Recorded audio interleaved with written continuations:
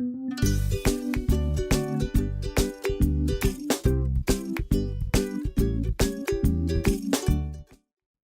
we go. So, somebody guess what we're gonna cover today? Bad habits. We're gonna cover habits, part 4. Here we go. And what do I do in the beginning? We're gonna review part 1, part 2, part 3, but like super fast. Here we go. Come on, we got tap. There we go. Okay, so that was the book, Atomic Habits by James Clear.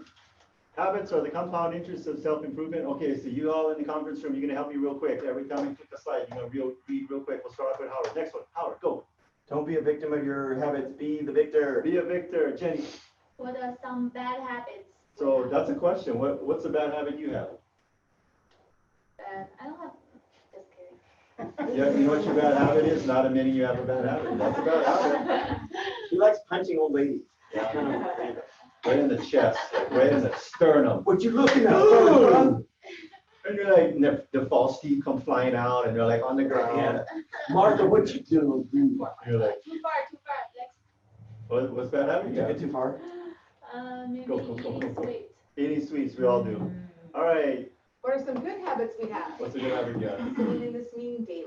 All right, daily huddles. Ooh. The problem is not you, it's your systems. But I take issue with this And what did I say right? because your It is systems you. are created by you. Exactly, Damien. Habits allow you to solve the problems of life and with less energy and effort. Do you guys truly believe that, or is that a bunch of bunk? I believe it. Yeah. I do. Okay.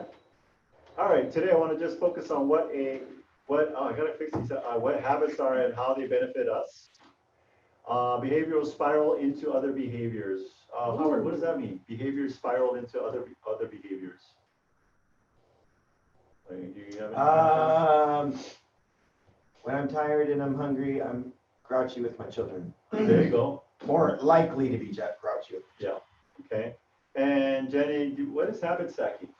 Like when you have habits, You mean like working out and stretching?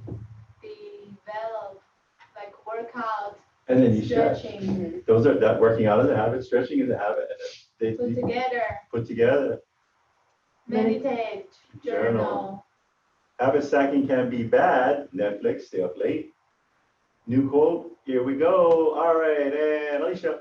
The quality of our lives often depends on the quality of our habits. Of our habits, okay, and Laura. Same habits, same results. Better habits, better results. Damien. Wait, Part part two. 2, here we go. Why small habit? Why small habit? Why how small? That's Vietnamese. It's really Why like you small mean that. habit, brother? Why small habit? Make a big difference. If I was Filipino, I'd be go, why the small habit make a big difference. I hope Mitzi is not on this huddle. Ah! Or any of the VA. I am. They're all on it. So what's our quote from the beginning? I don't even remember it, and I put it up on the slide. The quality is Quality- compound. Oh, Habits are yeah, what is it? habits are the compound effect of Habits are the compound interest of something. Self-improvement. Self-improvement, there you go. Habits are the compound interest of self-improvement. You know, I was, we went to a thing on Wednesday, Recharge, and I would say Adrian and I, with how much money, time, and energy we spent on training, 80-90% of that stuff we've heard before. But let me ask you something. Do you think Adrian and I were still taking notes like crazy people? Yes. Because we still need to take those notes, and by taking notes on things that we already know, that's doing it, because that's the part that we have the challenge with. And by the way, taking notes, do you think that's a habit that Adrian and I have? Yes. And so 1%, then we talked about this. What did that mean? Do you remember what the graph looked like? Yeah, if you do 1% change, little here, little there, and it just compounds over like 37, what? Yeah, you get a 30. You literally, because what is the challenge that people do when they start making these changes in their lives? Do you know what it is? When they make it like huge. Give me an example when they make a huge change in their life and why it doesn't work. You throw out all the carbohydrates in your pantry all at once. Yeah. Whereas what you should do is eliminate one at a time. eliminate pasta and you get in the habit of eliminating that and then you choose something else. You eat an elephant one bite at a time. So you Yeah. have to segment. It's more likely to stick. Yeah. You go the next day and I've never worked out before and you work out for like 3 hours. And then the next day I see people at Orange Theory and I go up to them. I said, welcome to Orange Theory. I said, I'm going to tell you right now, your drunk monkey, this thing in your brain is going to tell you tomorrow, don't come back. I'm going to be watching. I'll be in the parking lot. I don't come to your house, knock on your door. Where you at? Where you at? So small changes become more lasting. Not once in a lifetime transformations. You predict where your life will end up by Howard. Looking at your daily choices compounded over 10, 20 years. Yeah. And are you spending less than you earn? That's an example. Working out at least 3 times a week. And is that baby steps 3 times a week? That's pretty small. Yeah, it doesn't mean you have to run a marathon. It means you take 15 minutes and do something. And in Jenny's case, stop Physical. boxing the old ladies. Stop punching them in the sternum and knocking their ball feet out. And standing over him going, got game, what? Old ladies got game or what? Reading and learning something new each day. Even just listening to a podcast, coming and going. Even just playing the Bee Gees song. I'm like really fixated on this. How can you fix your love song? Because I want to learn the words. And, it doesn't have to be like all like, being a better business person. It could be like, I want to memorize this word so that when we do karaoke, I can not even look at the screen and look at the audience. Okay. Tiny choices like this every day will define our future self. Part 3, how do we build better habits? You guys remember the 4 simple steps? Remember one of them? Queuing, yep. Number 2 is Oh, craving. and then 1898, psychologist Edward Thorndike. Do you remember what he did the experiment with? Cats. Cast in the box. A study with cats.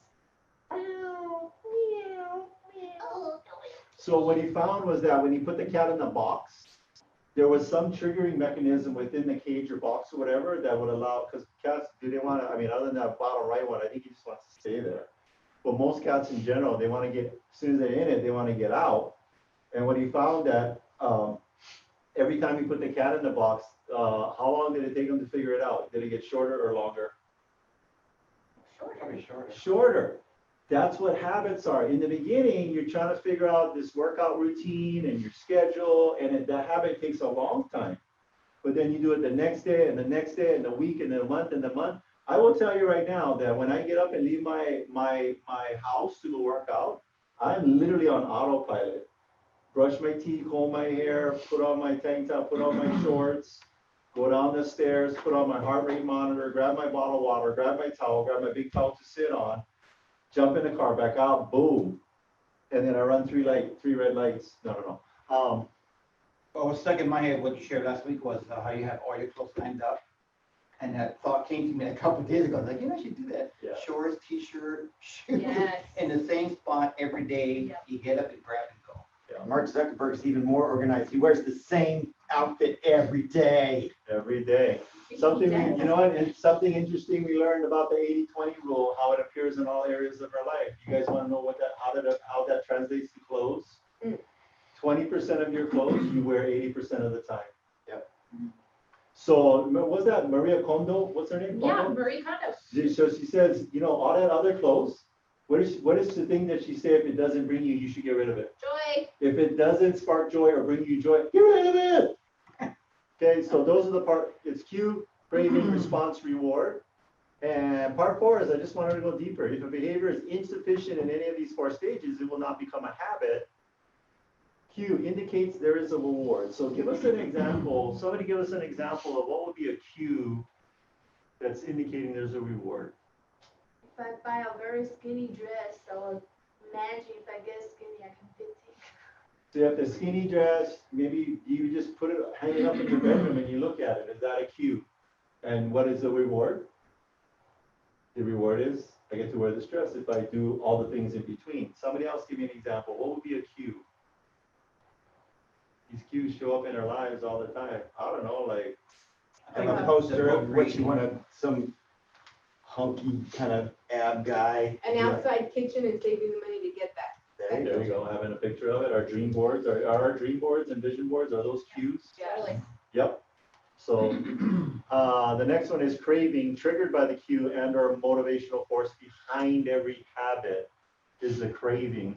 So what would somebody tell me about a cue and what would be the craving that triggers that motivational force? Stop putting your chocolate candy container on the counter. Yeah, Get rid of that. when we have sweets and we Not see in it, your right? sight. What was that like I'll tell you right now, the habit that I have is when I eat dried aku, I always need to have poi, and then when I have the dried aku and the poi, I want a Corona. But I just don't have Coronas in the house, so I have to imagine the Corona. But and so cues and cravings can be good or bad. But this guy is like, you know, we're trying to figure out why we don't do all the stuff that we should be doing that's good for us, and why we do all the things that are bad that we shouldn't be doing that we keep doing.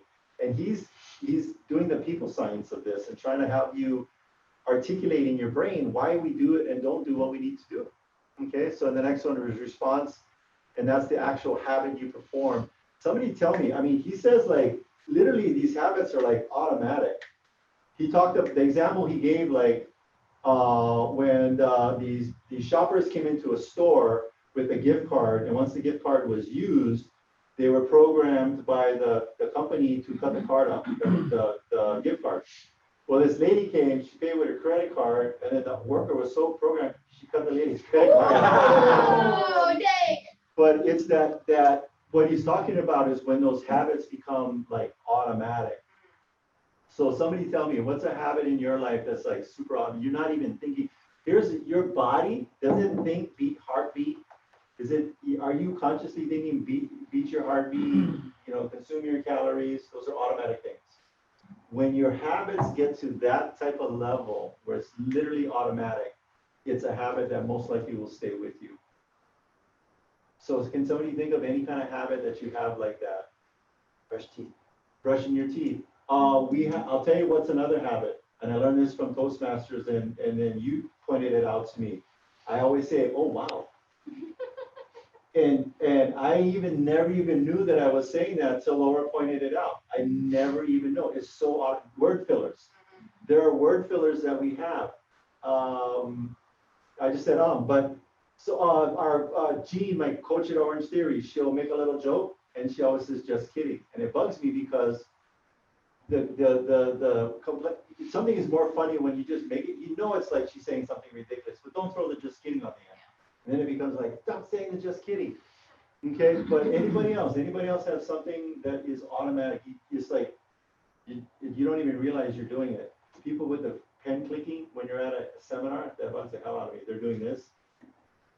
The pen clicking. Anybody have any habits you do automatically? I constantly organize the shoes. Organize the shoes. It Okay. drives me crazy to see it out of place. Yes. And you've got to have a reward. So these are the four stages of a habit. What I'm going to cover next, the part 5, cinco, are the 4 steps to building a habit. The 4 steps to building a habit. Did I make? What's cute? What was the word after cute? Somebody up them up. Craving. Craving. Okay. So Damien, read this for us. If a behavior is insufficient in any of the 4 stages, it will not become a habit. Not becoming a habit. You know, my cue to get up and go work out is when my alarm goes off at 5:20.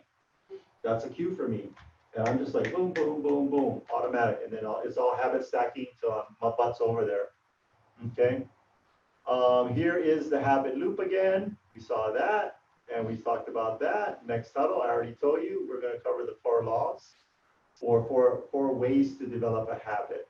Okay, real quick. And Eva, do you have any, Eva, what kind of habits do you have in your life? What are the habit routines that you use for prospecting? Any kind of habit process? Yeah, I mean, putting them on my schedule, lead generation time, and just getting it done. Yeah. Making my calls, getting on the mindset, and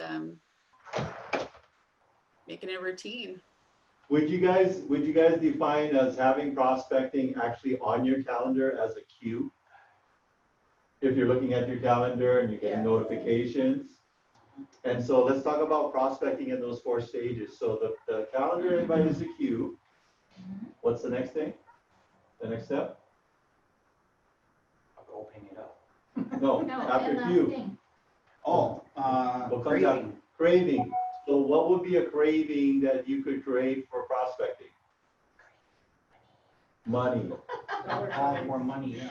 The Yeah. vision board's got it on there. It's like, you know what, if I follow what this calendar invite says and do what it says in that time block, Yep. that I'm gonna earn, money that's gonna allow me to, go on that vacation to Italy. The one you guys make is probably even better, the one, yeah, that sheet, it's like, if you make this many calls and you convert this many people, and Yeah, you get this many appointments, and then you close this, And then what comes after craving? Response. Response, so it's the actual action. Whenever you guys have challenges with a client, I'm like, all right, let's call them right now. Like my cue is challenge for a client. I don't want to lose this client because it helps our team. It's my craving. And my what's the next one? Response? Yes. Cue, craving, response. Boom, I'm like, let's call them right now. We get into the, well, I need to know this, I need to know that, I need to know blah, blah, blah. You know what I do? That person is gonna tell me what their challenges are. I don't need the background. And I'm gonna come to them brand new, and then maybe they're gonna share with me something they haven't shared with you because I'm starting all over again, and they're gonna fess up. And then that happened yesterday, and then what's the last one? Reward. Eva, what is your reward for consistent prospecting? What's your reward? Connection with clients and appointments and closing escrows. Closing escrow. Okay, so did I have anything else? That was it. Damien, what's your takeaway? And then we'll wrap it. What's your one takeaway? One takeaway, probably the triggers, things to do that would trigger a good habit and like close, put that in one spot and, that's a good. Yeah. Get rid of the bad trigger, put a good trigger. All right, anybody else before we go? I would say it has to be, you have to think about it one day at a time when you're trying to convert something to something else. Yeah. And just like pat yourself on the back at the end of the day when you got through the day by not doing that or doing this, and then just keep patting your back, Yeah. And then, don't throw yourself under the bus when you miss it one day, Yeah. and don't be like, that's it, I give up. You double up. Yeah. You do what I do. I just double. I miss yoga. I go twice the next day. Double up, and it's super painful. And then I'm like, no, don't do that again. Oh, I'll give you guys one of my secrets for my cues. I set an alarm for when I'm supposed to do that coaching call at 8:30, 2 minutes before the huddle, well, before I get up, when I'm supposed to leave for the radio show, and what was another one? Oh, go to yoga, go to workout. My phone's going off on those points. So anyway, all right, guys, I hope this was helpful. Aloha.